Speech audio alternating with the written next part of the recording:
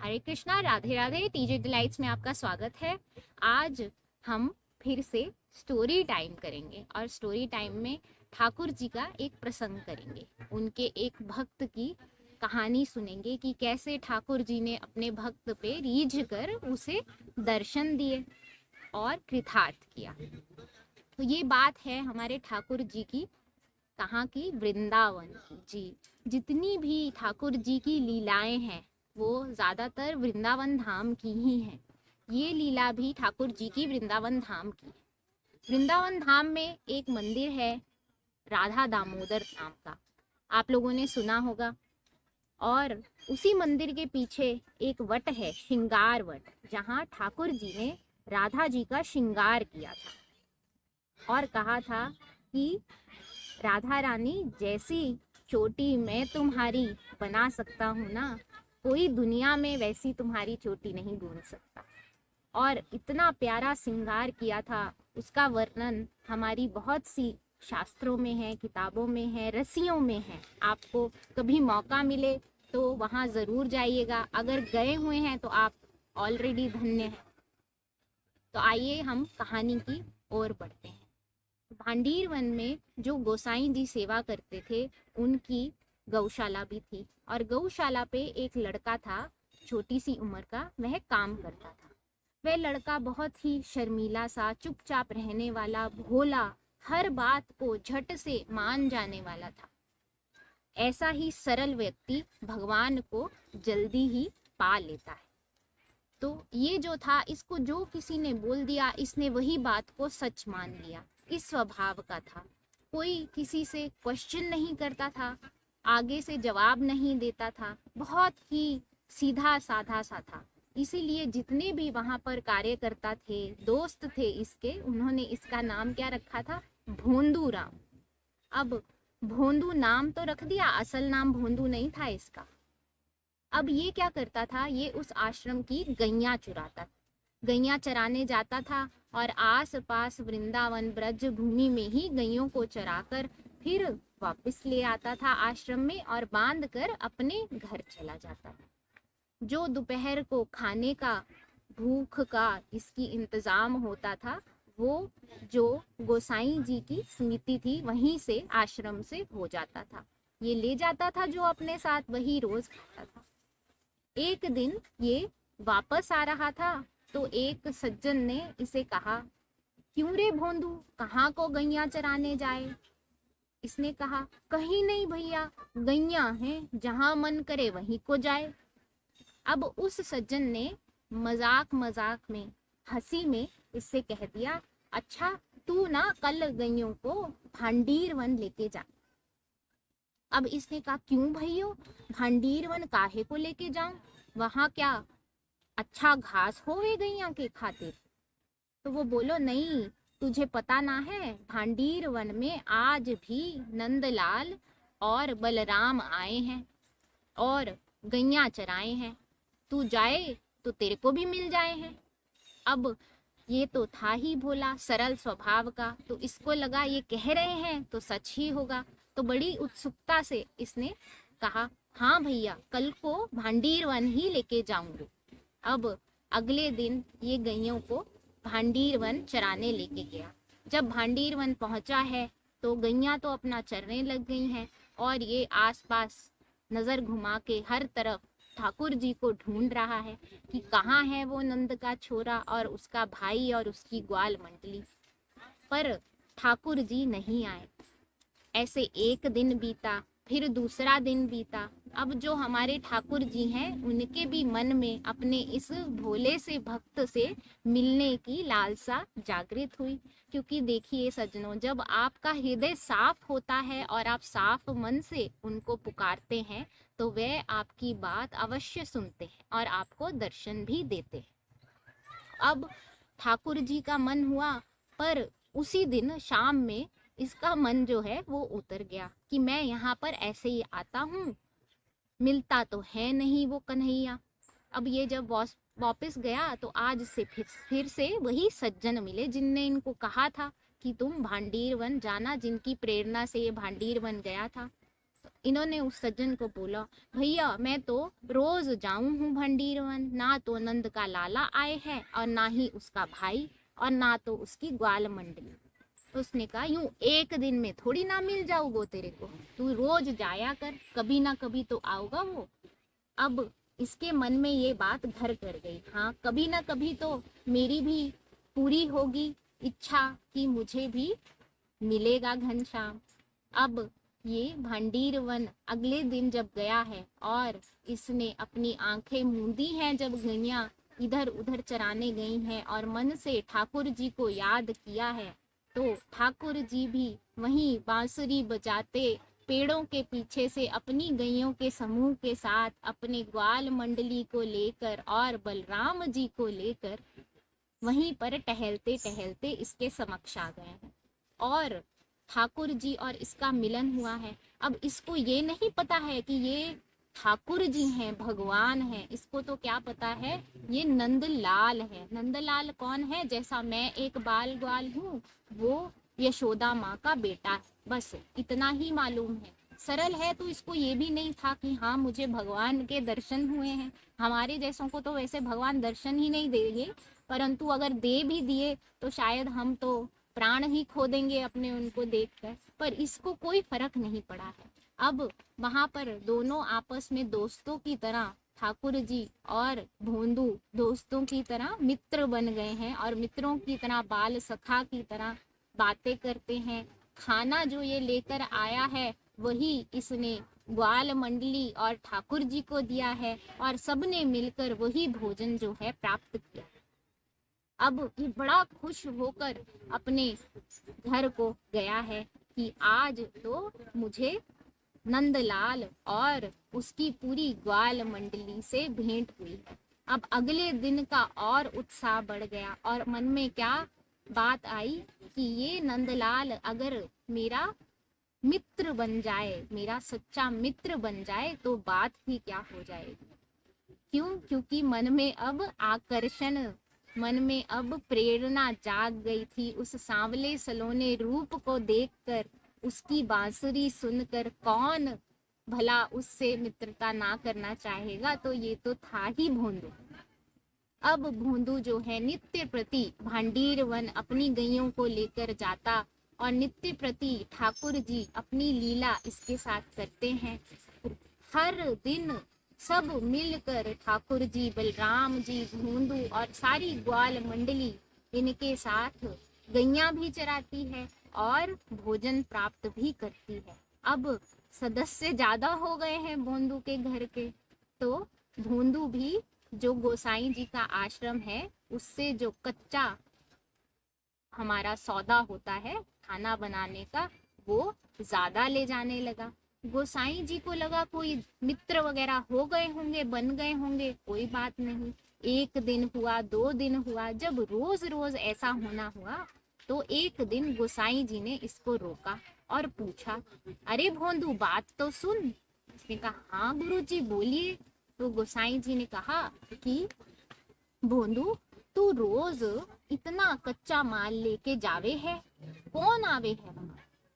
तो ये वहीं पर बैठ गया उनके पास और फिर इसने गोसाई जी को बताया है कि गोसाई जी मुझे तो हर रोज नंदलाल और उसके बड़े भाई और उसकी पूरी ग्वाल मंडली मिलती है और हम साथ में गैये चराते हैं, बातें करते हैं और भोजन प्राप्त करते हैं। अब गोसाई जी ने जब ये बात सुनी है तो उनकी नेत्रों में आंसू भर आए हैं, क्योंकि रोज का आना जाना था। कितने सालों से भोंदू को जानते थे, तो वे ये जानते थे कि इसको झूठ बोलना, इसको छल कपट तो आता नहीं। अगर ये कह रहा है तो इसकी बात में वजन होगा। तो इन्होंने भोंदू को अपने पास बुलाया है और उससे पूछा है, अच्छा सच बोल, तू रोज नंदलाल से मिले है? उसने सर झुकाकर कहा है, हाँ मिले हैं, वो मेरा मित्र भी बन गया है। अच्छा तो तू मुझे ये बता वो कैसा दिखे है। अब इसने वहीं पर अपना कच्चे सौदे की पोटली धर दी और मुस्कुराते हुए कहता है, बताऊं गोसाई जी, उस जैसा सुंदर तो मैंने कोई नहीं देखा, उसको देख कर तो मेरी सारी भूख मर ही जाए है। और वो घुंघराले घुंघराले बालों वाला मुरली बजाए है, और इतनी मधुर मुरली बजाए है कि मन करे है सुनता ही जाऊं। और शाम ढले है तो वो अपने घर को जाए है, मैं अपने घर को जाऊं। और गोसाई जी पीला पटका भी पहने हैं और मोर मुकुट भी पहने हैं। यही शायद जिनकी आप पूजा करे हो ना, बिल्कुल ऐसा सो ही रूप है उसका। अब गोसाई जी की खुशी की कोई सीमा नहीं रही। उनके नेत्रों से अश्रुधारा बह रही है और वो मन ही मन ये सोचकर प्रसन्न हो रहे हैं कि वाह रे भोंदू, वो सारे जगत का मालिक तेरे साथ आज गैया चराने आता है। तुझे प्रणाम करूं कि तूने उसके दर्शन पा लिए, और हमने तो आज तक उसकी झलक भी नहीं देखी है। अब गोसाई जी भोंदू से कहते हैं, अच्छा भोंदू, तू एक काम करेगा मेरा? भोंदू ने कहा, जी गोसाई जी, आज जब तू उसको मिले ना, तो तू कहियो कि गोसाई जी ने तुमको श्रृंगार वट पे बुलाया है और भोजन प्रसादी का इंतजाम भी करेंगे। तुम वहीं आओ और भोजन प्रसादी प्राप्त करो। तू लाएगा ना, उनको बताएगा ना ये बात? अब भोंदू ने कहा है कि हाँ गोसाई जी, क्यों नहीं, और वो मेरा दोस्त है तो वो आएगा भी। अब भोंदू रोज की तरह गया है और गइये चराने के बाद, अपना हंसी ठिठोली के बाद जब सब भोजन करने बैठे हैं, तो भोंदू ने ठाकुर जी से कहा है कि ए नंदलाल, मेरी एक बात तो सुन। जो गोसाई जी है ना श्रृंगारवट पे, वो तेरे को रोटी बोले हैं, तू आ और भोजन वहीं पर श्रृंगारवट पे उनके आश्रम में प्राप्त कर। अब ठाकुर जी ने भोंदू को कहा, ना भैया, तेरे दोस्त हैं हम, और किसी के ना हैं। हम कहीं ना जाएंगे, हम तो अपनी गैया यहीं चराएंगे और अपने घर यहीं से चले जाएंगे। अब भोंदू जो है उसको गुस्सा करना तो आता नहीं है, तो रूठ गया है और रूठ कर वहां से जाने लगा है अपनी गैयों को लेकर। तो ठाकुर जी, वो ठाकुर जी जो पूरे संसार के मालिक हैं परंतु भक्त वत्सल भी हैं, वो विचलित हुए हैं अपने भक्त के रूठ जाने से। तो उसको मनाने के लिए ये पीछे पीछे आवाज लगाते हुए पहुंचे हैं। जब भोंदू ने इनकी आवाज का भी जवाब नहीं दिया है, तब ठाकुर जी उसके आगे रास्ता रोक कर एक हाथ में बांसुरी पकड़े और अपनी छाती ताने खड़े हुए हैं। ए भोंदू भैया, आज बात भी नहीं सुनोगे क्या? तब भोंदू ने कहा है, जब तू मेरी बात ना माने, ये जो तू रोज रोटी टुक्कर यहाँ खाए, वो भी तो गोसाई जी के आश्रम से ही आए, कच्चा माल तो उन्हीं का है। वो खाने को बुलाए तो तू जाए ना, तो फिर तेरी मेरी कैसी यारी? तो ठाकुर जी ने कहा कि तुम पूरी बात ध्यान से सुनो। जो श्रृंगार वट है वो राधा जी की स्थली है। अब मैं तो वहां जा सकूं, पर जो दाऊ जी हैं वो मेरे क्या लगे हैं? मैंने कहा तुम्हारे बड़े भैया हैं। तो श्री जी के क्या लगे हैं? उनके जेठ लगे हैं। ऐसे ही मेरे बहुत बाल सखा हैं जो उनके जेठ लगे हैं। वो उस जगह पे कैसे जाके रोटी पाएंगे? तो तुम ऐसा करो कि तुम गोसाई जी से कहो कि जो प्रसादी उनका मन है मुझे खिलाने का, उसे कल यहीं ले आए, यहीं पकाएंगे, यहीं खाएंगे। अब भोंदू खुश हो गया है।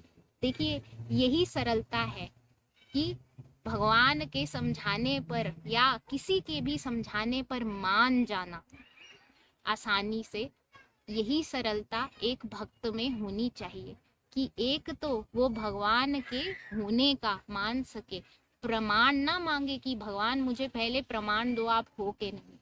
और जब भगवान आपको अपने मन से कोई बात समझाने की कोशिश करते हैं, जिसको हम इंग्लिश में गट फीलिंग भी कहते हैं, सब कॉन्शियस माइंड भी कहते हैं, वो असल में भगवान, आपकी जो अंतर आत्मा में भगवान है, वह आपको इशारा बता रहे होते हैं कि आपको ये काम नहीं करना चाहिए या करना चाहिए। तो उसको अवश्य सुनिए। जो सरल इंसान होता है उसकी ये जो सेंस होती है ये बहुत बढ़ी हुई होती है और इसीलिए वो भगवान को आसानी से पा भी लेता है। इस जैसे कि भोंदू। अब भोंदू जो है वो बहुत खुश है और इसने जाकर गोसाई जी को कहा है कि गोसाई जी देखो, वो आपके हाथ का भोजन तो प्राप्त करेगा परंतु वो यहाँ नहीं आएगा क्योंकि ये श्री जी का स्थल है। आप वहां चलो, रोटी टुक्कर बनाएंगे और उसको खिलाएंगे। अब जो गोसाई जी हैं वो ये बात सुनकर इतने आनंदमयी हुए हैं और उनको तो सारी रात बेचैनी के वजह से कि कल मुझे मेरे उन प्राणेश्वर, उन प्रभु के दर्शन होंगे, उसको उनको ये सोच सोच कर ही नींद नहीं आई। अगले दिन सुबह सुबह उठकर उन्होंने सारा कच्चा सौदा इकट्ठा किया है और भोंदू के चलने से पहले ही तैयार खड़े हैं कि आज मुझे मेरे प्रभु के दर्शन होंगे। अब ये बड़े ही उत्साह से उसके साथ जा रहे हैं और भोंदू को कुछ नहीं पता है। क्यों? क्योंकि वो सरल है, वो भोंदू है, वो भोंदू जो भगवान को प्रिय है। अब दोनों वहां पहुंचते हैं। गोसाई जी अपना रोटी सब्जी और क्या क्या इन्होंने बनाया है भगवान को अर्पण करने के लिए प्रसाद अपने मन का, और अधीर हो रहे हैं इतने कि अश्रु धारा तो बहे जा रही है। और फिर जब भोजन तैयार हो गया है तो चारों तरफ देखते हैं कि कहाँ है वो नंदलाल, और जब नहीं दिखता है तो भोंदू को आवाज लगाते हैं, अरे भोंदू, मेरा भोजन तो तैयार है, तेरा नंदलाल नहीं आया, तेरा बलराम नहीं आया। तो भोंदू कहता है, ये क्या वो कह रहे हो गोसाई जी, ये तो बैठा है नंदलाल और उसी के साथ में बैठी है पूरी ग्वाल मंडली और बलदाऊ जी। यहीं तो आपके समक्ष बैठे हैं और इंतजार कर रहे हैं कि कब आप भोजन परोसोगे। अब तो इनकी अधीरता का कुछ ठिकाना ही नहीं रहा। अश्रु हैं जो बहे जा रहे हैं। क्यों? क्योंकि मन में ये पता है कि मेरी जो आंखें हैं वह अभी इतनी भी निर्मल नहीं हुई हैं कि प्रभु मुझे दर्शन दे सके। इन्होंने हाथ जोड़कर विनती की है कि भोंदू उसको बोल, जैसे तुझे दर्शन देता है आज वैसे ही दर्शन मुझे भी दे दे। तो भोंदू ने प्रभु से कहा है कि ए कन्हैया, काहे छल कपट कर रहा है, गोसाई जी आए हैं, तेरे कहने पर ही आए हैं तो इनको दर्शन भी दे। अब जब वो छवि दिखी है ठाकुर जी की सांवली सलोनी, तो हर किसी से बर्दाश्त भी नहीं होती है वो। ऐसा ही कुछ गोसाई जी के साथ हुआ है और ये वहीं पर अधीर तो पहले ही थे, रो भी रहे थे, मूर्छा में चले गए। अब जब मूर्छा हटी है तो इतने व्याकुल हुए हैं कि रुदन करने लगे हैं कि हे गोपाल, हे कृष्ण, तुम यूं थोड़ी सी झलक दिखाकर ऐसे ही अंतर्धान मत हो, मुझे तुम्हें और देखना है। मेरे नैन अभी भरे नहीं हैं तुम्हें देखकर। जब इनकी अधीरता का ठिकाना नहीं रहा है और ये जोर जोर से बच्चे की तरह रुदन करने लगे हैं, तब ठाकुर जी ने इनको आवाज दी है और कहा है कि हे भक्त, मैं तुम्हारी भक्ति से अति प्रसन्न हूँ, तुम विचलित मत हो। तुम, मेरा वरदान है तुम्हें कि तुम मेरे चित्र, मेरे चरित्र लिखोगे और तुम मेरी लीलाएं लिखोगे। इसके बाद इनके मन में थोड़ा सा धैर्य बैठा है और आगे चलकर इन्होंने प्रभु की बहुत प्यारी लीलाएं दो लिखी हैं, जिनमें इन्होंने वृंदावन की और ब्रज भूमि की ठाकुर जी की अति प्यारी प्यारी लीलाओं का वर्णन किया। वो देखिए, इस कहानी से हमारे को क्या सीखने को मिलता है कि ठाकुर जी जब अपने भक्त से प्रसन्न होते हैं तो वे उसके लिए कुछ भी करते हैं, परंतु ऐसा भक्त बनने के लिए आपको अपना भाव निर्मल रखना होगा। अगर आज आप पर ठाकुर जी की कृपा है तो वह भी उन्हीं की वजह से है, वरना हमारी क्या औकात है कि हम उनके बारे में जान सके, उनके बारे में कुछ कह सकें। वह भगवान जो इस पूरे संसार को चलाते हैं, इतने भिन्न भिन्न प्रकार के उन्होंने जीव जंतु मनुष्य आदि क्या कुछ नहीं बनाया है, उनको समझ पाना, उनकी किसी भी लीला का व्याख्यान कर पाना, इसकी हिम्मत तो किसी में भी नहीं हो सकती। तो हम क्या चीज़ है, ये उन्हीं की कृपा है कि हम आज कुछ भी उनके लिए कर पा रहे हैं। ऐसा मानकर जब आप प्रभु की भक्ति करेंगे तो वे आपको अवश्य अपना रूप, अपना होने का साकार रूप या निराकार रूप, किसी ना किसी रूप में आपको अवश्य दर्शन देंगे। इसी के साथ आज की कथा को समाप्त करते हुए हरे कृष्णा, राधे राधे। आपको ये स्टोरी कैसी लगी भोंदू और भोंदू के मित्र कन्हैया की, ये मुझे कमेंट सेक्शन में अवश्य बताइएगा और अगली स्टोरी के लिए इंतज़ार करिएगा। और हाँ, कल जो हमारा ट्विस्ट था, हमारे कैमरामैन जो हैं इन्होंने आपको एक गणेश जी का चरित्र सुनाया है, वो भी हम धीरे धीरे आगे बढ़ाते रहेंगे। तो आप सब हमसे जुड़े रहिए और टीजे डिलाइट्स को, ठाकुर जी डिलाइट्स को ऐसे ही बढ़ाते